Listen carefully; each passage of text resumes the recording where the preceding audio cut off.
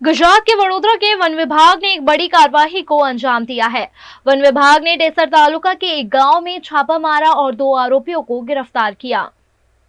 One विभाग से मिली जानकारी के अनुसार आरोपियों के पास से 40 पहाड़ी तोते के बच्चे बरामद हुए हैं। यह तोते प्लास्टिक की थैली में छिपा कर ले जाए जा रहे थे। गिरफ्तार किए गए आरोपियों की पहचान माणी वनराज वनुभाई और सुभाष भाई गोपाल भाई माली के रूप में हुई है। સાવલીના સાંઢાસદ ગામના 2 ઈસમ હતા જે 3 દિવસે એમના પર નજર રાખેલી હતી। તો તેઓ તેમના ઘરેથી થેલીમાં કંઈક લઈ જતા ઈસમ જોવા મળતા તો તેમના ત્યાંથી દુમાડ ચોકડી પાસે અમને તેઓ રોકી ફોરેસ્ટને જાણ અગાઉ કરી જ હતી। ફોરેસ્ટની ટીમ બી તેમની પાસેથી 40 નંગ પહાડી પોપટના બચ્ચા મળી આવેલ છે।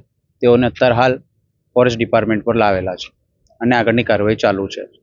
पहाड़ी तोते वाइल्ड लाइफ प्रोजेक्ट एक्ट के तहत संरक्षित श्रेणी में आते हैं। आरोपियों ने ताड़ के पेड़ों से इन पक्षियों के घोंसले नष्ट कर यह गंभीर आरोप को अंजाम दिया है। वन विभाग ने इस मामले में वाइल्ड लाइफ प्रोटेक्शन एक्ट के तहत आरोपियों पर सख्त कार्यवाही शुरू कर दी है। વડોદરા ખાતે ગઈકાલે સાંજે જીએસપીસીની બાતમીના આધારે વન વિભાગે એક છટકું ગોઠવેલ હતું। એમાં સાવલી ડેસર તાલુકાના સાડાસાલા ગામના 2 આરોપી પોપટ લઈને આવતા હતા, જ્યારે પહાડી પોપટ કુલ નંગ 4 થેલીની અંદર ભરેલ હતા।